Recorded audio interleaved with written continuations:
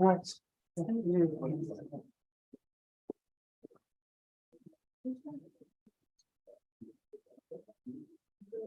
Namaste Namaste and a hearty welcome to our NHSF UK and Hindu Society Parivar here in Manchester. We are beyond delighted to have each one of you present here, irrespective of the atrocious Manchester weather. I'm Ridham Saha, a second-year English literature student at the University of Manchester, and also serving as your current Sanskar coordinator at the Manchester Hindu Society. And I have been given this privilege of hosting today's event alongside the Vichaar Manthan on campus. Events and platforms such as these are the exact reason why I joined the university's Hindu Society and became a member of the wider National Hindu Students Forum. Growing up in India, Dharma was at the core of family life. I remember waking up to the melodious sounds of my grandmother's morning aarti and going to bed while my father narrated stories from the Mahabharata and the Ramayana. Consequently, I'm extremely honored to be a part of the Manchester Hindu Society, hosting this event on our beautiful campus and bringing the discussion straight to you. For those of you who are not aware of NHSF UK, it is a nationwide movement that works to create a home away from home through the form of Hindu Society campuses supporting students, nurturing eternal Hindu principles such as respect, cohesion, and diversity, developing future leaders and role models while ensuring Hindu representation in all spheres of life. Today's event, as most of you are already aware, is a collaboration with Vichaar Manthan, a non-profit organization that hosts public discourses and engages in open dialogue with issues facing modern British society through a Hindu civilization lens. Now, how many of us here are aware of the term Vichaar Manthan and what it means? How many of us know what Vichar means? Can we have a show of hands? Right, wonderful. Vichar means ideas, thoughts, opinions. And what do we mean by Manthan? Churning, exactly. So what Vichaar Manthan stands for is basically the churning of thoughts, ideas, and opinions. So essentially, Vichaar Manthan provides a safe platform to discuss, debate, and share ideas while making a conscious effort to seek the truth and explore ideas under the scrutiny of sustainability. Does it minimize harm? Does it benefit all? Does it invoke compassion? Using these parameters, we can discern whether an idea is sustainable and whether it can allow a society to blossom. Today's subject of discussion is truly something very close to my heart, since it addresses an issue instrumental to human identity and day-to-day life, however, one which remains socially and culturally stigmatized. Pleasure and sexuality. Is there a space for Dharma? I'm sure you're keen to know more, so without any further ado, I would like to welcome our chair for today's evening, Mr. Hari Mistry. Hari Mistry is a solicitor by profession, specializing in private client law, working to provide expert legal advice on issues such as taxation, estate management, and trusts. Alongside his professional endeavors, Hari is a proud trustee for Carers Charity, as well as being part of the Vichaar Manthan Northern team. Hari found his footing in the non-profit space, propelled by the power of discussion and words to challenge some of today's most relevant issues at hand. Let's welcome him with thunderous sound of applause.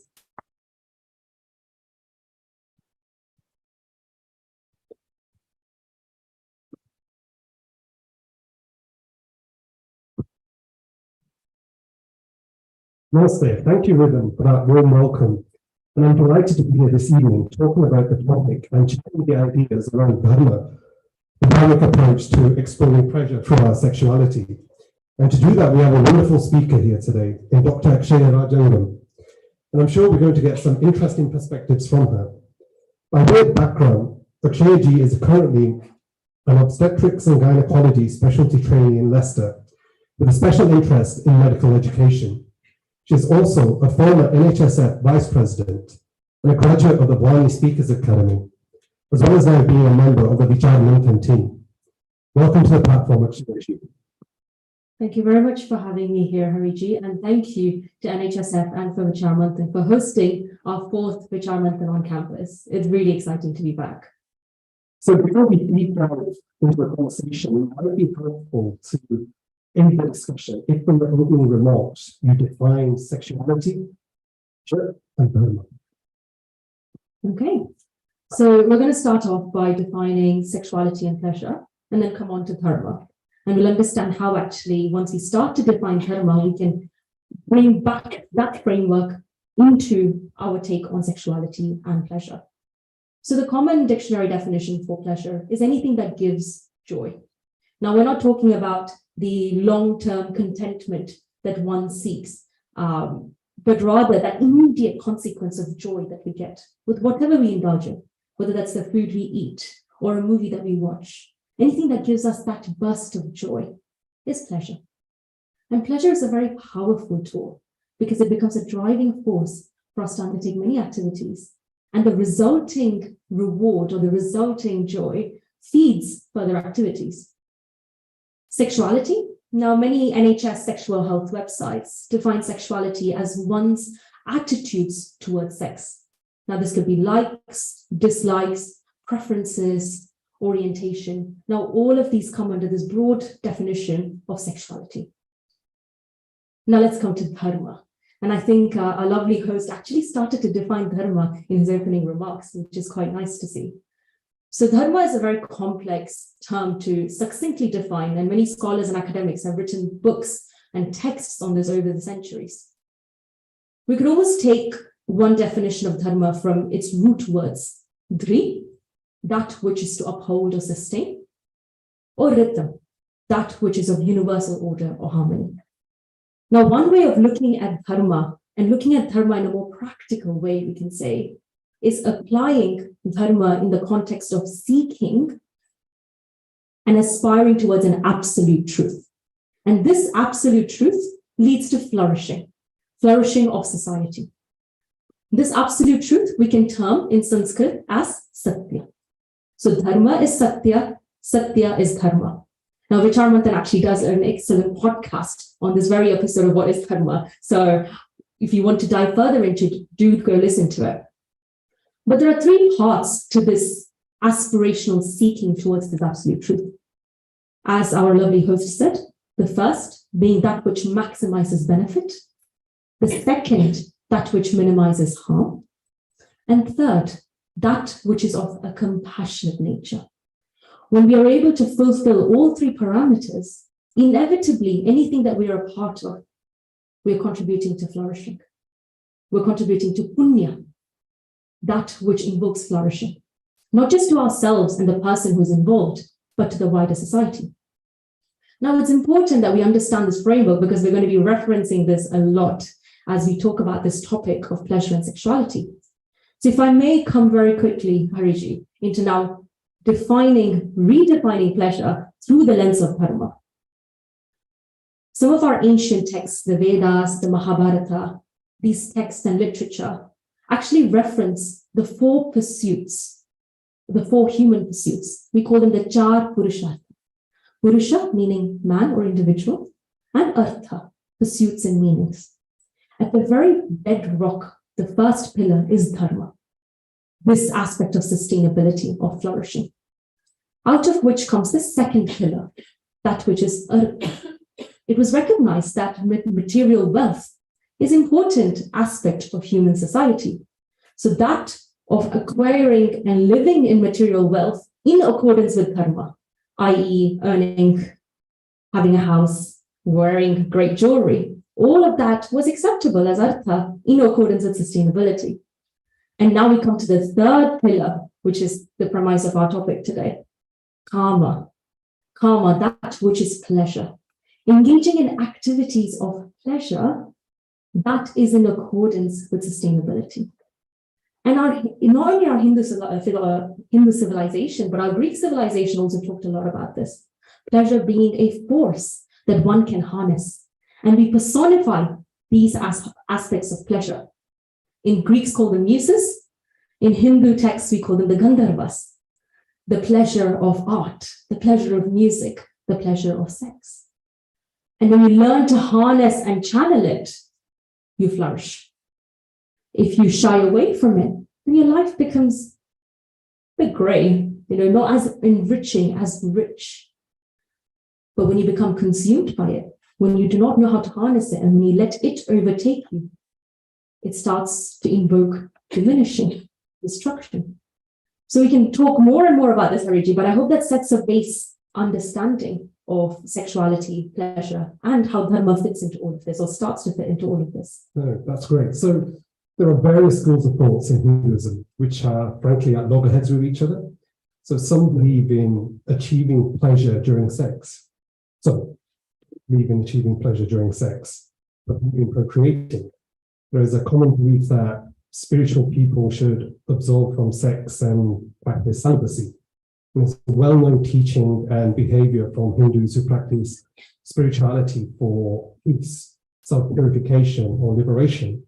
So can sexuality and spirituality be two sides of the same coin? Okay. So I think what I'm going to start off by saying is sexuality does not need to contrast spiritual pursuit. It doesn't need to be mutually exclusive to spiritual pursuit. Many of our ancient texts, many of the sanskars that were scribed and explored by our seers, often describe a very important part of pleasure, a part of sexual activity in this union of marriage, or in the union of two individuals coming together. So traditionally, you have a man and a woman who have a deep fostered relationship and a commitment that they share. And a way of expressing that deep commitment to one another is through sex. And it's a powerful, powerful tool, because a way of sharing intimacy and a way of uniting with one another not only can bring great pleasure and flourishing to the individuals involved in it, but to the other involved in this as well. And when the two individuals flourish in a happy marriage, well, guess what? That flourishing radiates outwards to society. This is the traditional construct. However, our literature and our texts have also explored that which does not sit within the traditional.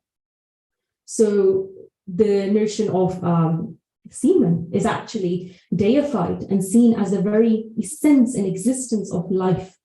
So in the yajna, semen used to be offered as a form of celebrating that which is important for contributing to life. You also had texts or instances in which sexual activity was engaged for pleasure, just for pleasure. However, as we talked about it earlier, karma is always in accordance with dharma. Anything in accordance with that which promotes flourishing, that which maximizes benefit, that which minimizes harm, and that which invokes compassion. So that is a very important premise. Now, you also had certain schools of thought that saw the harnessing the sensual organs and the sensual aspect of humanity, of our human being, to invoke spirituality towards a path of moksha. And these are some of our tantric schools of thought that really believe that harnessing this energy that comes from our sexual organs, from sexual pleasure, can be a path. And that's just one of many of the other schools of thought. So you can start to appreciate how broad, how diverse various Hindu texts are. And each of them have something different to explain about what sexuality and pleasure means. Okay. So you mentioned the 4 stages of life, and there's a lot of students in our audience here tonight. Should students be exploring sexuality and pleasure at this stage of their life? Okay. Let's ask our audience this. How many of us, raise your hand, how many of us feel that actually, sex is a part of our everyday life and we should have the choice and we should be free to engage in sexual activity? Raise your hands. Need all the room. I think that answers your question, Hariji, but no. If we take a step back, I think we're quite blessed, we're quite privileged really, with our way of thinking, our dharmic way of thinking, that there is no prescribed doctrine or dogma. This is what you should do. This is what you should not do. This is right. This is wrong. We don't have that. It is important to recognize that something as intimate as sex, or something that invokes this very deep energy that is involved in pleasure or sensual pleasure, does have an impact, not only on the physical self of those involved, but also on the psychological aspects. Now, in those days, when we didn't have the privilege of contraception, it also had a very real impact after the potential possibility of propagation. Now, these are real consequences to think about before one engages in sexual activity. And when we engage in sexual activity, we have to be aware of the consequences that we are faced with. Now, today, we may be blessed with, okay, if I have sex, I'm having contraception, so I may not get pregnant. However, when two people are still involved in having sex, there is still a real psychological impact that could be positive, could contribute to flourishing, if it comes bound with mutual respect, with mutual understanding, with mutual compassion. But it could also be destructive if it's not undertaken with the right mindset, with the right maturity. And that can be destructive, not just for the person, for people involved, but even those around them, because we live in such an intricate ecosystem of feeding off each other's energies, feeding off each other's lives, feeding off each other's attitudes. So I guess my point is, if you feel like we're not mature enough to accept these consequences, then we shouldn't be engaging in sex. So moving along, what do our scriptures say about exploring sexuality? And we're going to bring in the Kama Sutra here. What is it? What does it say? And how relevant is it to us today? Okay. So we all know Kama Sutra, Vatsyayana's Kama Sutra, as one popular text on the art of pleasure. And I use the word art very carefully here, because art is refined, art is tasteful. You go in with a certain attitude and a certain respect when you treat something as art. When we go watch a nice theatre in the West End, we go dressed up in nice clothes. We know we have to be silent when the performance is going on, and we maintain a certain decorum. Sensual pleasure is no different. It's an art. And Kama Sutra has beautiful texts dedicated not just to the actual act of sex, but also how we approach the environment, how we treat the person whom we are having intimacy with. How do we create an environment that is positive? How do we bring in the values of respect, compassion, and how do we uplift that need for sustainability and flourishing in the art of pleasure?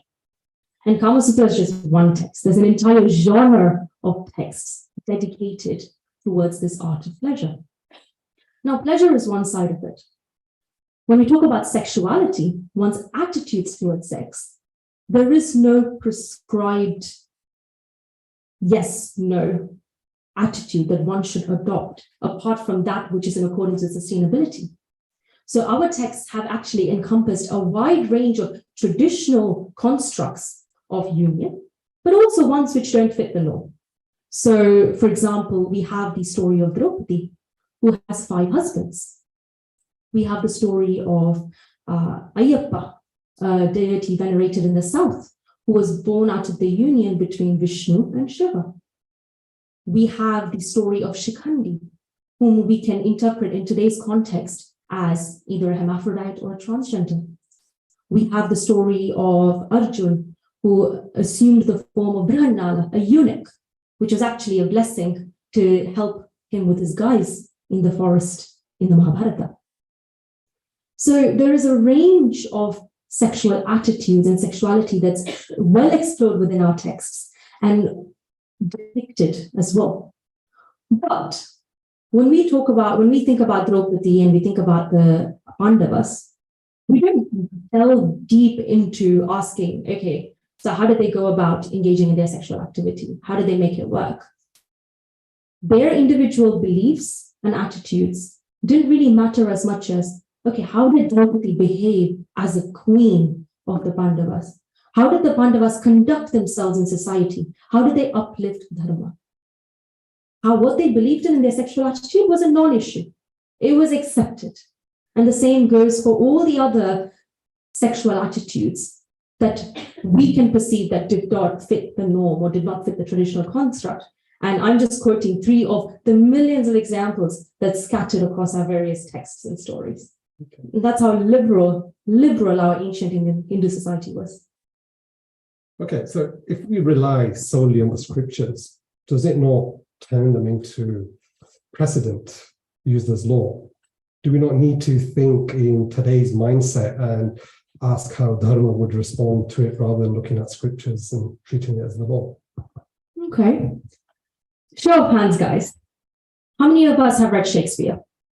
Big hand up. Okay. How many of us would say we would do this because Shakespeare has written it and we have to do it? Raise your hands.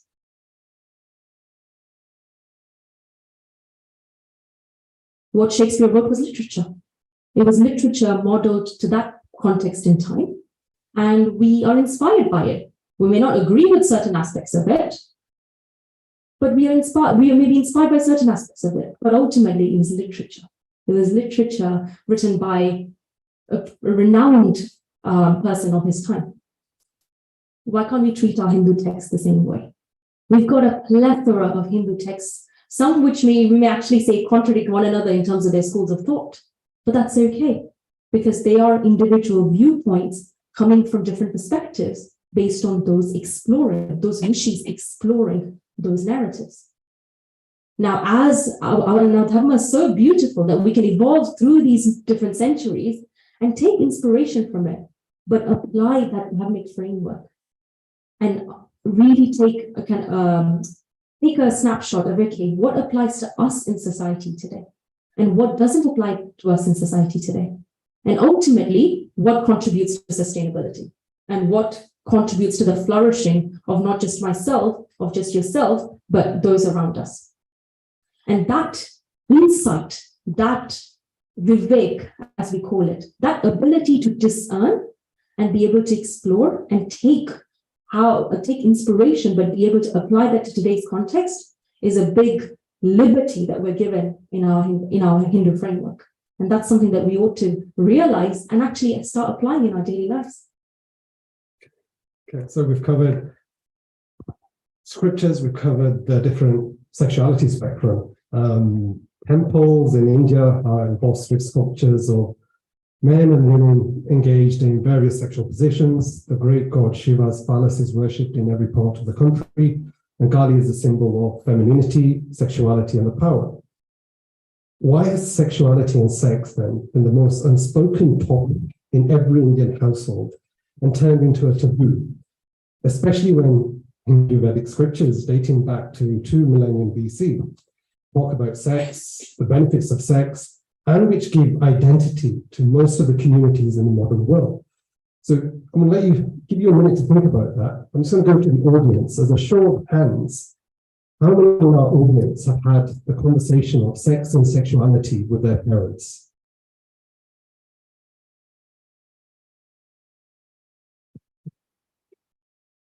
Okay, not as much as the previous show of hands. So why is it then that it's such a taboo? I think that's a very important question, Hariji. And actually, I'm going to slightly disagree with you in that it's not limited to Indian society alone. So I did a quick Instagram snap poll yesterday. A group of random 50 people responded. And I asked 2 questions. The first being, how many of us feel like we cannot talk about sex in our society today? It was a 50-50 split. And those 50 individuals who responded were not just people from Indian heritage or modern Indians today. They came from all sorts of backgrounds, lived in different countries, and still felt that we couldn't talk about sex today. And I think that's a real reflection of our society today. I would say that the inability to have an open conversation about something that was actually so liberal in our ancient Hindu society is an impact of what has happened throughout our history. Today in this world, we are dominated by Abrahamic ideas. The Abrahamic religions dominate our ideas, and that's a fact. And when these Abrahamic religions and ideas came in the form of those who invaded India all the way back to 10th century, those ideas started to seep into the consciousness of those who lived within Indian society. It's a well-known phenomenon studied by historians. When you have a foreign invasion coming into a land, no matter how strong that land is, you will have a resulting impact. You will have a resulting consequence of ideas that you start to frame based on those who have colonized.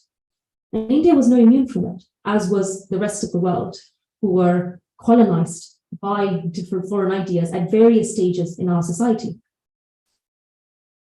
The Abrahamic attitude to sex is that we can't talk about sex.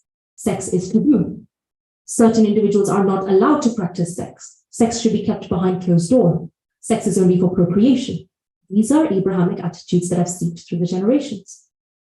And we, unfortunately, have begun to absorb these ideas. And now today we're living in the consequence of these ideas. And we can come to some of these real consequences that start to really change the way we even look at sex. How many of us refer to sex and sexual activity as art anymore? And that's a real point for us to reflect on. How many of us are able to view something that was so accepted back in that same framework? And all of that is an impact of ideas that have seeped that are no longer native to us. Okay, so you mentioned that sexuality and pleasure has to be in line with Dharma, but has sexuality and pleasure now become overemphasized in modern society that it is now more hedonistic and there is too much pleasure seeking? Okay. So I'm going to focus on the first aspect of, the attitude to sex that we're having today as an impact of the consequence. And actually, before that, the one example that I want to touch upon, because you might ask, Vichaar, what makes you say that India or ancient India was not immune to these ideas even before the West or foreign forces invaded? And we can see that through some of the ideas that have continued, which were untouched by foreign ideas. So, for example, in East India, it was largely untouched by the Mughal invasion, or even up until later in the British Raj. So some of the most beautiful compositions by a saint called Jayadeva beautifully look at how Krishna and Radha exchange their act of pleasure, act of joy, how they look at each other, how they share their love, how he shares his love with other gopis. And these are poems written as late as the 15th century. And even in the South, in the Vijayanagara Empire, these attitudes to sex were still very liberal. Women wore loose clothing. They were able to just embrace their sexuality as a part of their existence. And it didn't matter. They didn't have to cover it up. They didn't feel repressed. Now, to come on to the modern day attitude of sex. Now, I'm going to take a generalized poll here and say most, if not all of us, have in some stage in our life or still today watch porn. Now, porn is a modern consequence of our attitudes to sex.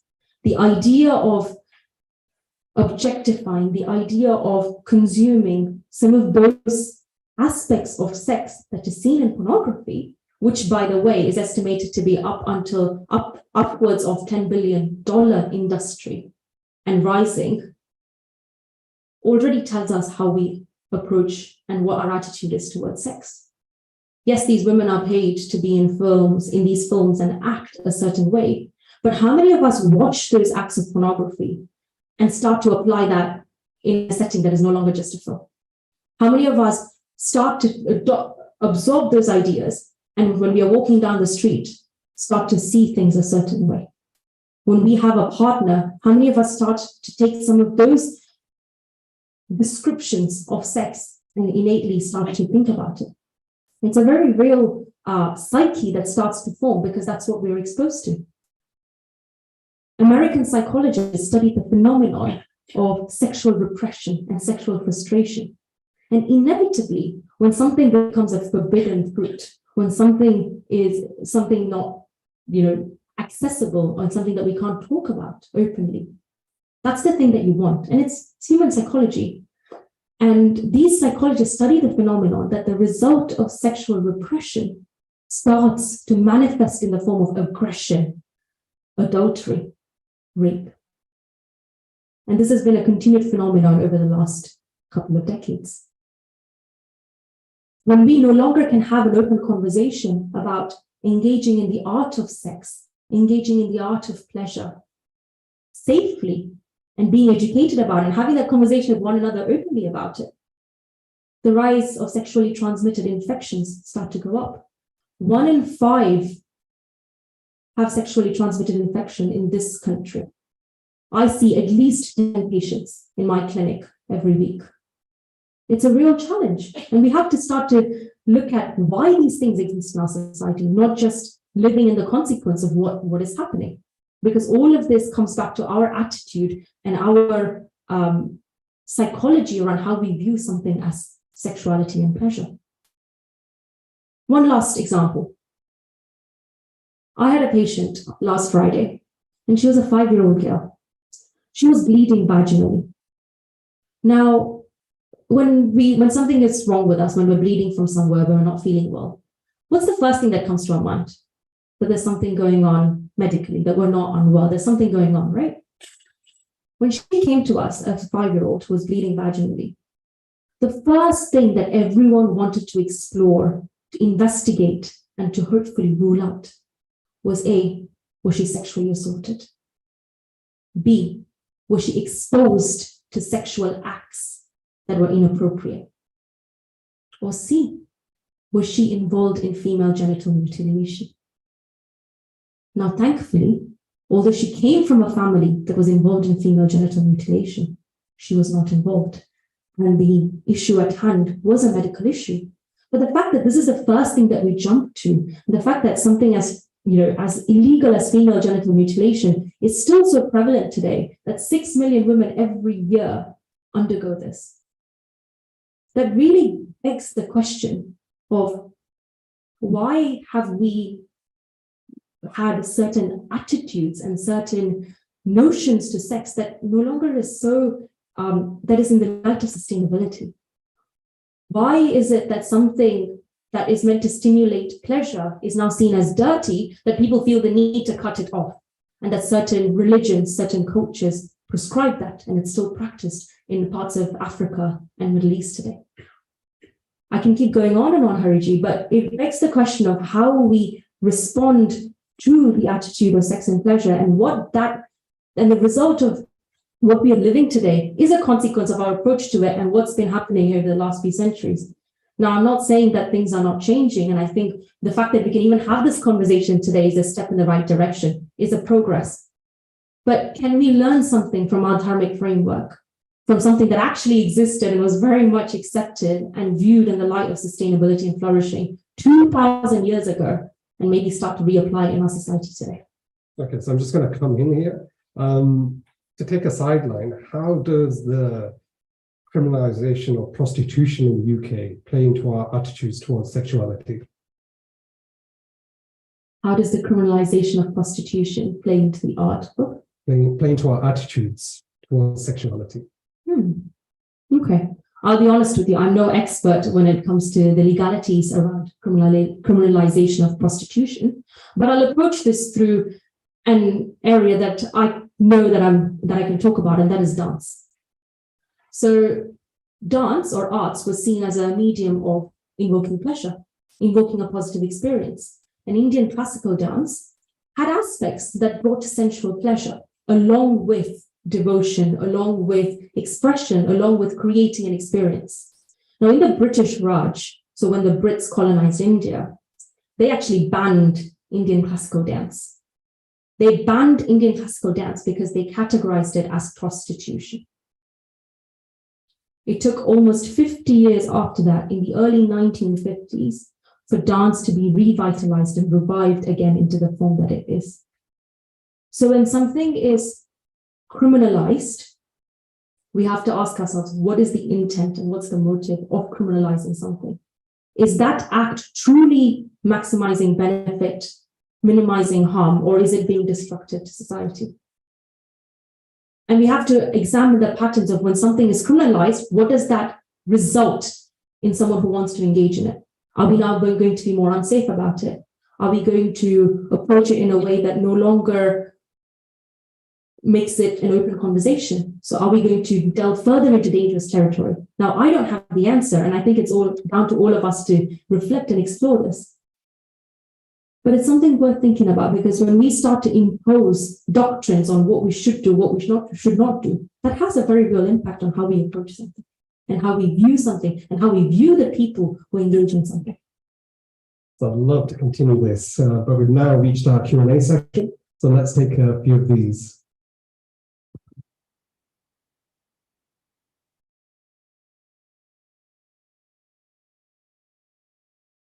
It all sounds very liberal, but then where do these ideas that the Hindu Samaj isn't accepting of LGBTQ plus come from? Because I've spoken to my friends that have come out and their experiences haven't always been smooth within the Hindu Samaj. So where are these attitudes coming from? And what can we do as a Samaj to make that experience in this environment more genuinely liberal? That's a very important question, Ravi. I think one that we do need to reflect on, because I think, like we've touched upon throughout this conversation, we come from a liberal society. Our ancient Hindu values are liberal, innately liberal, and attitudes towards sexuality were not even a question, was a non-issue. It was a part of human society. It was a part of human nature. Now, could it be that a resulting impact of all the foreign ideas, all the Abrahamic ideas are now seeped so deeply into our consciousness that we also buy into that same narrative? Is that one of the big consequences? Do we now follow a herd mentality where actually the society around us doesn't accept it, so we're not going to accept it either? Is that the consequence we're living in?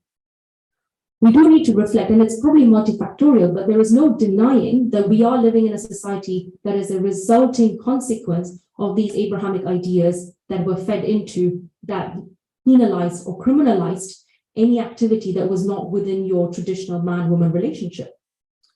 The statistic that was presented in the United Nations census that was taking place recently is only 29 countries today recognize gay marriages or any non-heterosexual marriage or union. 69 countries criminalize any activity of homosexuality or any activity that is within what we can say the LGBTQ spectrum. Out of the 69 countries, at least 30 are Commonwealth countries that were part of the British Empire at one point or the other. Now, that's a 50% part or proportion of these countries which are criminalizing. And out of the 69 countries which criminalize, 19 of them impose the death penalty if you were to engage in activities of LGBTQ+. Now, I think that statistic is quite telling of where these ideas come from and how much we've let that seep into our mainstream society. And if we can apply this dharmic framework that we've been talking about over the last hour of engaging in anything that is in accordance with flourishing, that is in accordance with maximizing benefit, minimizing harm, and is of a compassionate nature, it doesn't matter so much as what you and I believe in. That's not the question anymore. The real question is, what is our action? What is our behavior? Now, that is what is seen in society. How we act and what the impact of that action is what contributes to a sustainable or a destructive society. And if we can start looking at this through that lens, I think we can very much start to agree that what we believe in, and that includes our sexuality, should not be an issue, should not be a question. It should be a non-issue. It should just be accepted as much as what movies we like, what sports we play. That's how normal and accepted it ought to be. Okay. Any follow-up questions to that? How's that? I had a question of, we're talking about the Commonwealth countries and seeing sex as an art. If we look in terms of music and genre, especially between rap and hip hop, three main topics come up quite often, right? Sex, drugs, and money. And I know we're talking about a spectrum of how do we perceive sex to be, Now, what effect does that have when we see sex in that content, and especially within the youngsters? Listening to rap and hip hop definitely does influence them. And where does this come from? Where does this notion of connecting sex with money and drugs and seeing it as this, in a sense, this cool hip thing that a gangster should do? Where does that come from, and how does that affect us?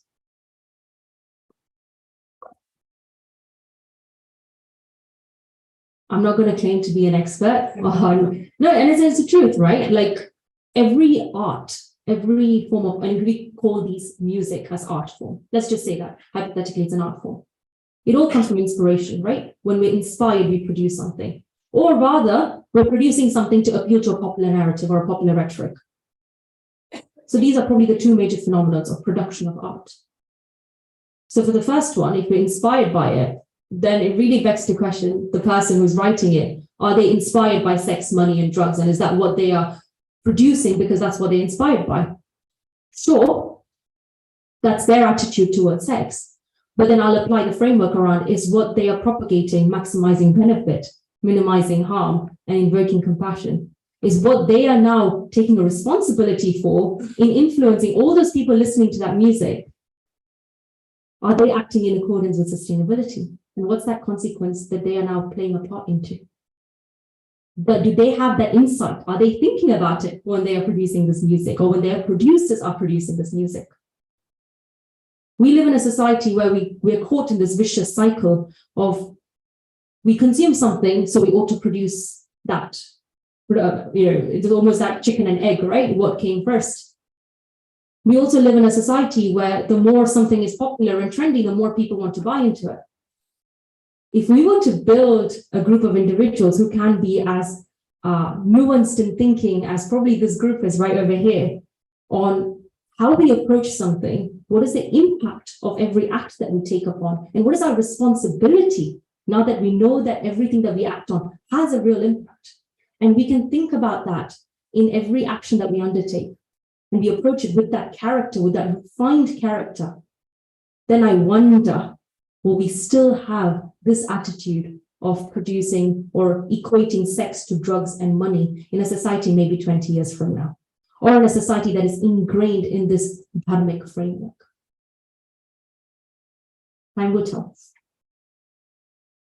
Any further questions?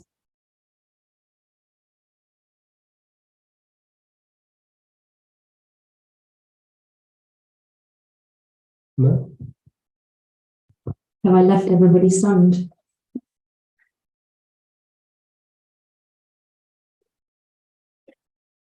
So two thoughts come to mind. One is, you touched on it, but then you kind of wavered off, I felt, which was about this Bapam Punyam thing that you mentioned. And I don't think I'm clear on it at all. And especially in context of what you're talking about. Number two is, I suspect a lot of the sampradayas, a lot of the sects within Hindu society would profusely disagree with a lot of what you're saying, and they would say, no, you can't just say these things. Scriptures are sacred, they're not just literature, and who are you to say, you get what I'm trying to say. There'll be a lot of Hindu sects and religious leaders, inverted commas, that would disagree with you. They do say things like only sex after marriage, sex is for procreation. Yes, you can have pleasure, but within the confines of a tight relationship, etc., etc. The orthodox view, we would call it. Just your reflections on that, because they are also equally speaking for Hindu society, right? Okay, so I'll tackle the first question on punya and papa. So punya, that which contributes to flourishing, that which contributes to a state of flourishing. In Sanskrit, this term is abhyudaya. Anything that we act on has the ability to contribute to this flourishing. When it is of maximum benefit, when it minimizes harm, and we approach it with a certain attitude towards love, mutual respect, compassion, then we can very well harness this punya. And punya is powerful. So if we take that within the framework of two people in a marriage or in a union, when a marriage is happy, and they are engaged in sexual activity. No doubt that act of sex, that intimacy, will bring about flourishing because they are in a happy marriage. They have a marriage that is bound with values of respect, of understanding of one another, of shraddha, of unwavering devotion, of reasoned devotion to one another, and a notion of tyag, that the other can come first, or taking into account others' viewpoints. When they engage in sexual activity, they flourish. Not just the person primarily performing the sexual activity, but both parties involved. And when it's like a light, right? A light catches onto fire. When a light catches onto fire, that fire now illuminates the entire space around it. So what is seen as the start of two people flourishing now radiates outwards. And that's a very powerful, positive aspect of anything that we do. It doesn't have to be limited to sexual activity. Anything that has the potential to bring about flourishing uplifts a society. Similarly, you have the flip. Where there is punya, there is also papa. Anything that is approached with a negative state, with a negative mindset, that causes harm, brings about papa, destruction. And that also starts with sexual activity, also stems to everything else that we engage in our everyday life as humans. I hope that makes it a bit clearer, punya and papa, Sachinji. But your second question was about how scholars will disagree vehemently with what I've said. And I'm no scholar. I'll put my hands up and say, I'm no scholar. I'm just a young Hindu, like many of us are here today. But I think from my limited experience, it would be important to understand, okay, why does that scholar feel that way? Or why are they so imbibed and fixated on their viewpoint? And can we engage in an earnest discussion to really unpack and understand what drives their firm fixed belief that actually this is wrong, this is incorrect. Sex should only be after marriage, sex should only be for procreation. We live in a beautiful pluralistic society where we can actually accept that you and I may not share the same opinion. You may completely disagree with what I say. But we accept that we are ultimately all still earnest in our path to understand the absolute truth, and that's okay. We can have an earnest discussion about it. We can have manthans about it. We can explore it, and that's the beauty of a pluralistic society. And I'm sure that throughout our millennia, there have been scholars who have been at each other's heads about different schools of thought that they have talked about and discussed. Dvaita and Advaita were on either side of the coin when it came to understanding what was the deeper self, or what was Brahma, the ultimate truth, the ultimate reality. But they were still driven towards that earnest approach of applying and understanding Dharma in the context of society that they lived in. So sure, what I might have said, probably many scholars may disagree with, but then it's about having that earnest discussion to unpack what motivates their fixed belief, what motivates my fixed belief or my belief at that point, and start to engage, start to unpack, start to dive deeper into the nuances, start to apply those nuances into this framework of society today. I think a lot of things that I've seen popularly in social media, or I guess I get asked is, Akshaya, what does your religion have to say about contraception? That's it. And I get asked this by my colleagues. What does Hinduism have to say about contraception? Actually, Hindu Dharma did not have any prescribed doctrine or dogma on contraception, because contraception was not a concept native to that society 2000 years ago. But my Dharma gave me a framework for me to navigate and navigate into an evolving society that, when I'm presented with a phenomena like contraception, I can start to apply my Dharmic framework. Okay, does contraception maximize benefit to myself or anyone else using it? And as a result, the society around it. Does it minimize harm? And actually, is it of a compassionate nature, or is it going to cause more harm, or is it of an uncompassionate nature? And if I can answer earnestly these questions, then there I have formed my opinion on contraception in relation to my understanding of Dharma and sustainability. And I hope we can appreciate this, because when we can understand a Dharmic framework, or we can understand a framework of sustainability, we can all start to apply it to anything in our lives. It doesn't have to be limited to this topic today. And that really allows us to navigate and move into a progressive, evolving society without being stuck in the past, without saying, actually, it was wrong, it was said as wrong, the scriptures have said it, so I can't practice it today. I can't apply it today, it doesn't work for me. Thank you, Akshayaji. We've run out of time. I've really enjoyed this conversation. That's been very revealing, and I think we could go on for another hour and dive deeper into this topic. But for your closing remarks, how can we improve the experience of exploring sexuality and pleasure in a modern society? I think this last hour has been incredibly insightful, not just, I hope, for all of us, but especially for me, in trying to understand and explore and really see why this topic is so important today. We are actually quite privileged, and I can't say it enough, but we are privileged to be part of an ancient society that took a very liberal standpoint, an accepting standpoint of some of these challenges that are present in our society today, and had a very liberal attitude towards it and approached it from the point of sustainability, from the point of flourishing, from the point of uplifting. And we know that works because our Dharmic society has flourished over the last 2000 plus, if not more years, and hopefully will continue to do so. We're also quite privileged that we can have this conversation openly today in this forum, which may not have happened 5-10 years ago, if I'm being honest. We are living very much in the consequence of the idea of what sex, sexuality, and pleasure is, borrowed from the dominant religions today. And so we find ourselves that we can't talk about it, or we find ourselves that we need to talk about it all the time to harp on a point because no one hears us. And this is a twofold phenomenon that exists. I guess I'd like to leave you guys with two things. My personal hope, the first, is can we actually aspire to be in a society, or can we aspire to be back in a society that viewed pleasure as so innate and integral to human society, that was part of human pursuit, that was accepted as a part of being human. And thus, the sexual attitudes or sexuality that one had was a non-issue. It didn't matter what we believed in.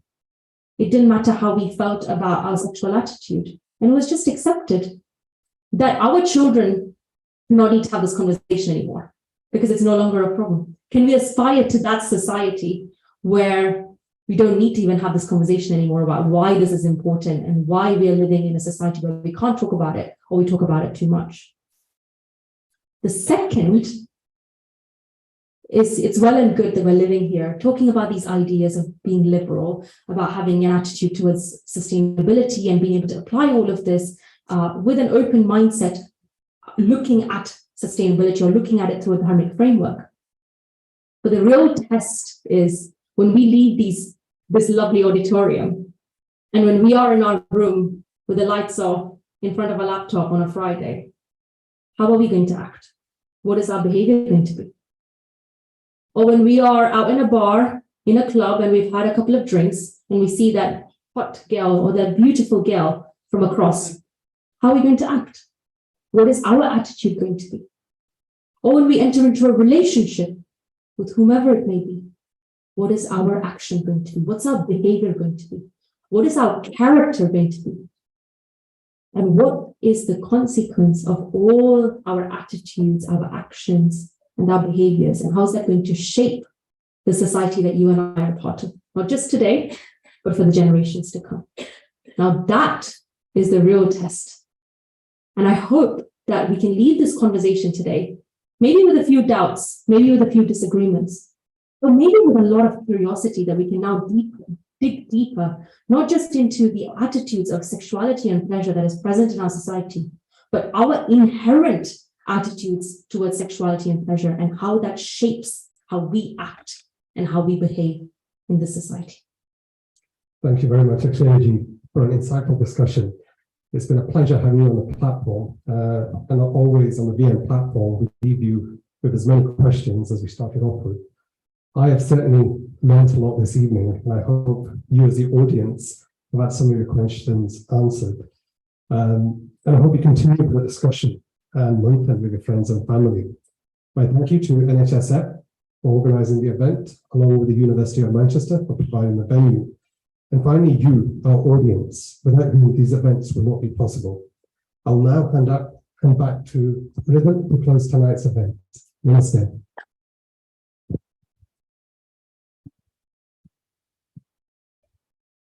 Thank you so much, Akshaya and Ms. Suji. So to continue, I'd like to welcome Vichaar, the NHSF UK National President, to say a few words. Can we welcome him with a round of applause, please? Namaste, everyone. I just want to conclude by saying, discussions like this amongst this age group is so important and pertinent. I think, we're seeing a new development in terms of, us as Hindus branching out from, first of all, Bharat, second of all, branching into this Western culture and this new culture that definitely my parents aren't used to. And so having a group of people where we can have this intellectual discussion openly, safely, is very important, but also to reshape the way I'm thinking, to reshape and understand the different perceptions I'm having versus what my parents had. I think, especially a topic like this is very challenging for certain age groups. But, I think we're more mature than that. We're open and we ought to be open with each other and our peers to be able to navigate through what is this life that we're going to have, but also our children's going to have. So imagine the power of us being able to have these discussions when we have children and when they have children.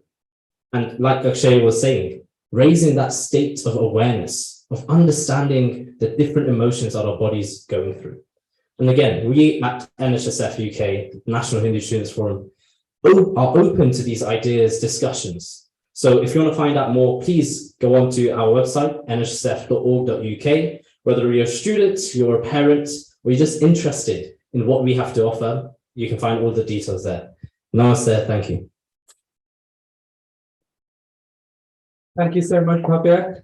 Just to reiterate that we here at Vichaar Manthan are not keen to provide answers, but we encourage you to question and explore ideas, seeking the earnest answer and open a dialogue that you can take into your own home, community and forums and peers, and discuss openly within your family and friends. Connect with us on our social media platforms to continue this dialogue with us to keep the conversation going. We would like to remind our audience at home that Vichaar Manthan is a volunteer organization and the financial contribution from our well-wishers help to support our organization to continue and put these events together. We will also have book clubs across the country, so do visit our website and register to join any or any of our virtual events. To stay updated with our current events, you can join our mailing list at www.vichaarmanthan.org/mail-in. And just before we conclude this event, I would also like to extend our gratitude to the Manchester Hindu Society for helping us organize this event.